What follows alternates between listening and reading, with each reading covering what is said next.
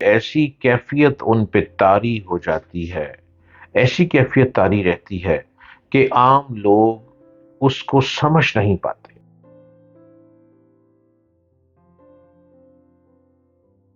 السلام علیکم، خیر و عافیت سے آپ رہیں اور میں ہر روز آپ کے پاس آتا رہوں۔ میرے چینل کو سبسکرائب کیجئے، ڈاکٹر جلیل اسلم آفیشل، اور میری باتیں سنتے چلے جائیے۔ صوفیزم میں ایک خاص سکون پایا جاتا ہے۔ صوفیزم کے لوگ ہر وقت مست الست دیوانگی میں دکھائی دیتے ہیں۔ وہ عشق حقیقی میں اتنے ڈوبے ہوئے ہوتے ہیں کہ بس ان کا دل، ان کا من، ہر وقت ان کی روح ہر وقت عشق حقیقی میں لو لگائے تڑپتے رہتے ہیں۔ عشق حقیقی کے لوگ ایسی کیفیت ان پہ طاری ہو جاتی ہے، ایسی کیفیت طاری رہتی ہے کہ عام لوگ اس کو سمجھ نہیں پاتے۔ اور جس تن لاگے سو تن جانے، میں نچ نچ کے یار مناواں گی، پاویں کنجری بننا پہ جاوے۔ یہ صوفیزم کے لوگ ہیں، انہی کو عشق حقیقی کے دیوانے کہا جاتا ہے۔ جس کے ساتھ یہ کیفیت طاری ہوتی ہے، اسی کو یہ صوفیزم، اسی پر نوازی جاری ہوتی ہے۔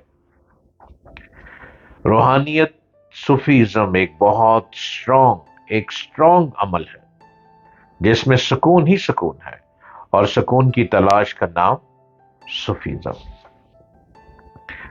ٹرکی میں روحانیت بہت عروج پہ رہی۔ ایک زمانے میں روحانیت اتنی عروج پہ رہی کہ ٹرکی میں بہت سی جگہوں پہ روحانی درویش پائے جاتے تھے، اور وہ اپنے اپنے انداز میں روحانیت کو صوفیزم کے لیے چلتے پھرتے دکھائی دیتے تھے۔ ان کے چہروں پر ایسا نور چمکتا تھا، ان کی آنکھوں میں ایسی چمک ہوتی تھی کہ کوئی بھی شخص اگر ان کو دیکھ لے وہ ان کا گرویدہ ہو جائے، اور گرویدہ ہوئے بغیر نہیں رہتا تھا۔ ترک درویشوں کا ایک سلسلہ بختاشیہ، ایک بختاشیہ سلسلہ ہے روحانیت میں، جیسے سلسلے ہے نا، قادری سلسلہ، چشتی سلسلہ، سہروردی سلسلہ، نقشبندی سلسلہ، اشرفی سمنانی سلسلہ، اسی طرح ترک درویشوں میں ایک سلسلہ بختاشیہ ہے، جس کے معنی حاجی بختاش ولی ہیں۔ ان کی حالات زندگی کے متعلق زیادہ افسانوی روایات ملتی ہیں۔ 13ویں صدی عیسوی میں حاجی بختاش خراسانی کا ظہور اناطولیہ کے زمروں درویشیاں میں ہوا۔ وہ غالباً بابا احسان کے مرید تھے، جنہوں نے 1240 میں بغاوت کی تھی۔ فواد کو پروبلو کی تحقیق کے مطابق یہ سلسلہ حاجی بختاش کے اپنے حلقہ مریدین سے معرض وجود میں آیا۔ بس بہرحال یہ سلسلہ 14ویں صدی عیسوی میں موجود تھا۔ 16ویں صدی عیسوی کے آغاز میں شیخ سلسلہ بالم سلطان پیر دوم نے اس سلسلے کو معین شکل، ایک مکمل شکل دی۔ مغربی ترکستان کے ترک درویشوں کے اداروں کو ان کے مخصوص خدخال احمد یسوعی نے دیے۔ اناطولیہ میں یہ ادارے وسیع ہوتے رہے، لیکن ساتھ ساتھ ان میں مختلف چیزیں تبدیل ہوتی گئیں، مختلف رسومات میں چینج آتا گیا۔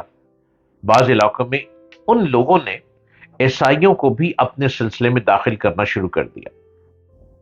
روحانیت صوفیزم کسی ایک چیز کی نہیں ہے۔ Sufism humanity and mankind کو لے کے چلتی ہے، اور اپنا عشق دکھاتی ہے، اور عشق حقیقی کی منازل کو طے کرواتی ہے، اور عشق حقیقی کی منازل طے کرتے کرتے کرتے کرتے میں نہیں سب کچھ تو ہی تو، میں کچھ نہیں رہا تو ہی تو ہے، جہاں دیکھو تو، جدھر دیکھو تو، جہاں چاہوں تو ہی تو ہے۔ یہ عشق حقیقی ہے، اور اس کو صوفیزم کہتے ہیں۔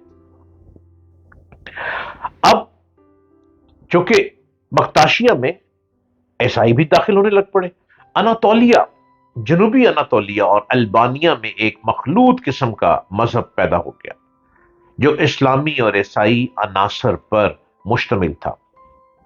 بختاشی اسلامی رسومات، عبادات، حتیٰ کہ نماز تک کو لے کے چلتے تھے اور اس کے مطابق چلنے کی کوشش میں رہتے تھے۔ یہ اثنا عشری عقائد کے حامل تھے۔ 12 اماموں کے قائل یہ لوگ 12 اماموں کے قائل تھے۔ یکم محرم تا 10 محرم تک یہ لوگ ماتمی راتیں مناتے۔ فضل اللہ کی تالیف، جاویدان اور فرشتہ غلو کی تصنیف اب شک نامہ ان کے نزدیک قانونی شرعی درجہ رکھتی ہیں۔ جب ان کے گروہ میں کوئی نیا شخص داخل ہو تو اس موقع پر پنیر اور روٹی تقسیم کرتے۔ یہ اس کو وہ لنگر کہتے کہ یہ لنگر ہے، پنیر اور روٹی۔ بختاشی لوگ اپنے روحانی پیشواؤں کے سامنے اپنے گناہوں کا اعتراف کرتے۔ ان میں کچھ لوگ تمام عمر شادی نہیں کرتے اور خود کو دوسروں سے ممتاز کرنے کی خاطر، بلند کرنے کی خاطر کانوں میں بالیاں پہنے رہتے۔ ان کا مرشد اعظم علیحدہ ہوتا۔ یہ لوگ کسی ایک تنہا خانقاہ کے صدر کو بابا اور اس سلسلے میں مکمل طور پر داخل ہونے والے کو درویش کہتے۔ جس نے پہلی قسم اٹھائی ہو اسے محبت، اور جو ابھی اس سلسلے میں داخل نہ ہوا ہو اسے عاشق کہتے۔ بختاشیہ سلسلے کے لوگ، یہ صوفیزم کا ایک سلسلہ ہے۔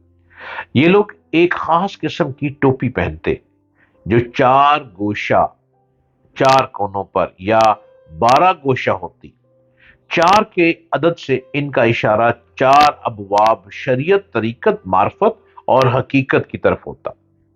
اسی لحاظ سے وہ لوگوں کے بھی 4 طبقات بتاتے: عابد، زاہد، عارف اور محب۔ 12 کا عدد 12 اماموں کی طرف اشارہ کرتا۔ اسی طرح یہ لوگ تسلیم تاشی یعنی سنگ تسلیم، جس طرح گول ابری ہوئی لکیریں ہوتی ہیں، گلے میں پہنتے۔ بختاشیہ سلسلے کی بڑی بڑی خانقاہیں 4 حصوں پر مشتمل تھی: میدان اوی، اصل خانقاہ جس میں عبادت بھی ہوتی، اکمل اوی تنور خانہ اور خواتین کے رہنے کی جگہ، آتش اوی باورچی خانہ، مہمان اوی مہمان خانہ۔ بختاشیوں کے اس درویشی سلسلے میں ترک عوام کے دینی رجحانات پر گہرا اثر ڈالا۔ انہوں نے ترک عثمانیہ حکومت کے خلاف درویشوں کی متعدد بغاوتوں میں بھی حصہ لیا۔ 1826 میں سلطان محمود ثانی نے چری فوجیوں کو تباہ کیا تو بختاشی بھی متاثر ہوئے، کیونکہ وہ ان سے قریبی تعلقات رکھتے تھے۔ ان کی بہت سی خانقاہیں تباہ و برباد کر دی گئیں۔ 1925 میں اتا ترک نے تمام درویش سلسلوں کے ساتھ بختاشیہ سلسلے کو بھی ختم کر دیا۔ آج کل یہ لوگ جزیرہ نمائے بلکان اور خاص طور پر البانیہ میں موجود ہیں، جہاں ان کی بڑی خانقاہ تارانہ میں ہے۔ سرکاری گنتی کے مطابق 1952 میں ترکی میں ان کی تعداد 30,000 کے قریب تھی۔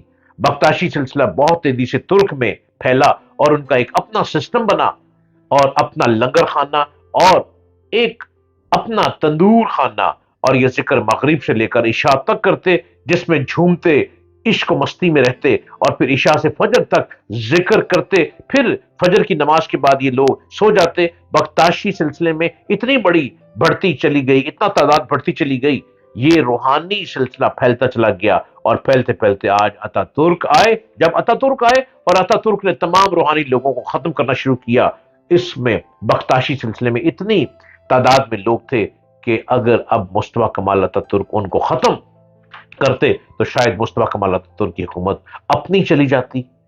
اتا ترک نے اپنے سیاسی دماغ استعمال کرتے ہوئے ان کو کسی ایک علاقے میں مستقل رہنے کو کہا۔ یوں بختاشی سلسلہ ابھی بھی دکھائی دیتا ہے۔